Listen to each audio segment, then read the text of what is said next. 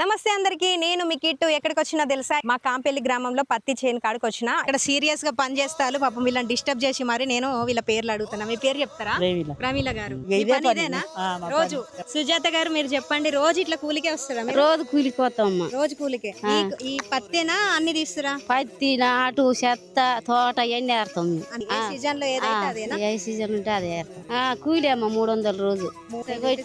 ఇట్లా తీస్తాం ఇట్లా తీస్తారు ఇట్లా తీసిన తర్వాత డైరెక్ట్ వేసుడేనా తీసి ఇట్లా బత్తలు వేస్తాం ఓకే మరి ఇవన్నీ ముళ్ళు అవి ఇవి గుచ్చుకోవా ఏం గుచ్చుకోవమ్మా ప్రాక్టీసా మాకు అలవాటే అమ్మ మీకు అలవాటే థ్యాంక్ యూ సో మచ్ చెప్పినందుకు స్వప్న గారు అయితే కాదు చాలా మంది కూలి పనులు చేయమని సిటీకి వెళ్ళిపోతారు కదా మరి మీకు అట్లా అనిపిస్తలేదు సిటీకి పోదామని మాకు ఆ పని అలవాటు లేదు మాకు ఇదే యాపికి ఇదే పని అలవాటు మీరేమో ఇంత ఎండకు చేస్తారు మీదే ఎక్కువ కష్టం మీకంటే కష్టం ఇంకెవరు చేయలేరు మీరే చాలా గ్రేట్ ఓకేనా థ్యాంక్ యూ సో మచ్ అమ్మమ్మ మీ పేరు చెప్తారా సుభద్ర సుభద్రమ్మ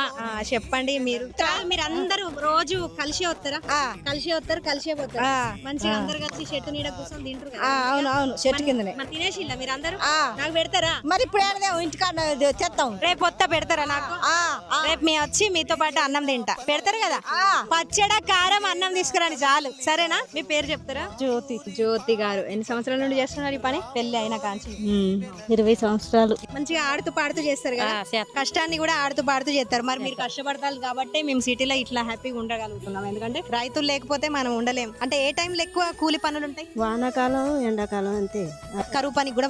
పోతాం అంటే ఇప్పుడు ఏ టైంలో ఏ కాలంలో ఏ పనులు ఉంటాయి వాటికి పోతాం అంతే అంతే అమ్మ మీ పేరు చెప్పండి సాయిత్ర సావిత్రమ్మ పనులు చేసుకుంటా మంచి మంచి పాటలు పాడుతుందట ఒక్క పాట వేసుకోండి ప్లీజ్ ఈ పత్తి చేను ఎవరిదో వాళ్ళతో మాట్లాడదాం సరేనా మీ పేరు చెప్తారా పద్మ గారు చేను మీదే కదా మరి మీదే అయితే మీరు కూడా పని చేస్తున్నారు ఎందుకు చేసుకోవాలిగా తప్పదు కదా అంటే మీరు కూడా కూలి తీసుకుంటారా అదేం ఉండదు కాకపోతే ఒక మనిషి కూలి మిగులు నమస్తే అండి కుమరయ్య గారు మీదేనా ఈ పత్తి చేను ఎన్ని సంవత్సరాల నుండి చేస్తున్నారు 8 సంవత్సరాలు 8 సంవత్సరాల నుండి ఇది ఇప్పుడు పత్తి వచ్చింది కదా ఇది ఎన్ని నెలల పంట 4 నెలల పంట 4 నెలల పంట ఈ శిల్క మీద ఎంత పెట్టుబడి పెట్టిల్లు మేము అంటే దుంటే ట్రాక్టర్ కూడా ఒక